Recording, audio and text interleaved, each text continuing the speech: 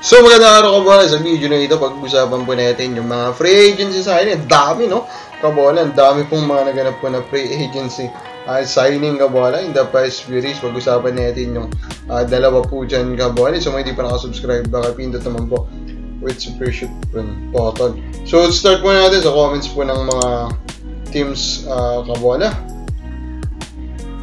Sabi po dito ni user MV, kung walang farm team baka maging balance ang mga teams. Kasi kaya naman lumalakas sila lalo ng Ginebra at SMBTNT kasi may pagkuhanan sila na farm team. Of course, that opinion kabola, madami pong fans ang kapareho niyo po ng opinion. Gerald De Guzman, I hope makonsider nila Boss Al Francis and Coach Earl Timothy Cone. Pa-shoutout naman idol itong si Jeff Chan sa Ginebra, sabi niya.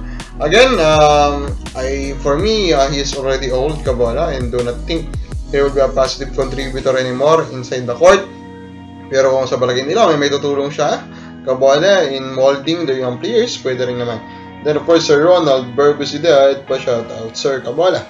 Now, pag-usapan natin muna mga news po kabola. Una na dyan kabola, ito pong si Willie Marshall kabola. No? Nagmakaawa. No? Nagmakaawa sa mga fans. Anong pinagmamakawaan niya? Bigyan daw ng chance yung 4-point shot kabola. No, yun, diba? Nagmamakaawa siya kabola. Actually, dyan mo palang makikita mo ni kabola na medyo palyado talaga yung naging desisyon kabola. Diba? Just a mere fact kabola that a few weeks after you announce it, yan, pinapangalandakan mo kabola na pwede naman nilang scrap anytime. Diba? So, ang pinapakita kasi nun, hindi talaga napag-aralan, hindi talaga napag-isipan kabola ng mabuti yung pros and cons ng naging decision nila. Again, we are not totally against the idea. Sinabi na po natin yan sa pinakauna nating reaction. And we still stand with that, kabola, that we want this very aggressive changes kasi it will help modernize yung Philippine basketball. Pero kabola kasi, ang hindi ko lang talaga gustuhan is parang hindi naman talaga yun yung nakita po ng mga nagdesisyon nito. Talagang parang gusto ata nila kasi, makakuha ba kumbaga ng mga eyeballs, pilitin ba kumbaga na panoorin po sila ng mga fans para tignan kung paano yung mga 4-point shot kabola. Parang ganun kasi lumalabas dito. Ay, nagmamakawa. So with you, bro? What the heck? You tripping, bro? You tripping! Hindi pinakakatawa din, diba? Na pinagkakamakawaan niya kabola na mabigyan po ng chance ito pong bagong rule po na ito kabola. Now, ito na nga po ito pong mga free agency signing po natin kabola. Isa na dyan kabola is ito pong pinapirma po kabola ng San Miguel Beermen.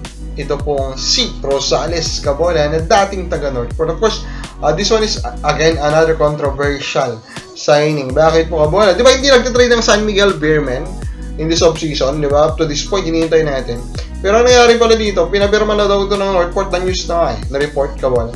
Pero, bigla-bigla, naging free agent pala, hindi natuloy. Tapos ngayon, nasa San Miguel na kabola. Di ba parang mas garapalan pa ito di ba? Hindi nga naganap na trade, di ba? Parang mas garapalan pa kabola yung nangyari. Patungkol dito kay Chris Rosales. Now, ang veteran guard pa lang yan, di ba? Veteran wingman, kabola. What if that happens in the future? Na sumi 6-man level, sumi 7-man level kabola kasi po ng player, di ba? At lalala yung sitwasyon po sa PBA, di ba? Yan yung nakakatakot dyan, kabola. And then of course, meron pa pong isang signing kabola na naganap, another veteran, Alex Cabagnot, pupunta po ng Converge.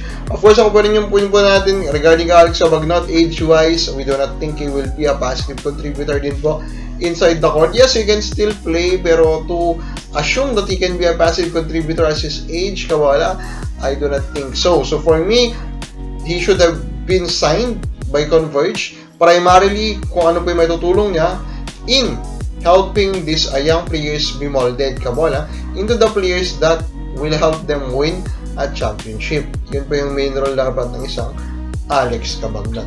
And then gusto ko lang din po magbigay ng shout out dito po kay Sir EJ of Vienna. Respeto pa rin po kabola. 4th place po. That is still a great accomplishment. Yes, it's not a podium finish, but it's still a great accomplishment. And remember, this guy is still a victim of the politics in the sports kabola. And baka, di ba, kung iisipin natin, baka nakakontribute yun sa 4th place finish siya. What I mean is, baka podium finish siya kung wala yung mga ganong issue, diba? So with that, kabola, again, respect po kay Sir Vienna. Ikaw ba kabola sa pre-game mo? Okay pa rin ba yung performance ng Vienna? Kami na po sa baba.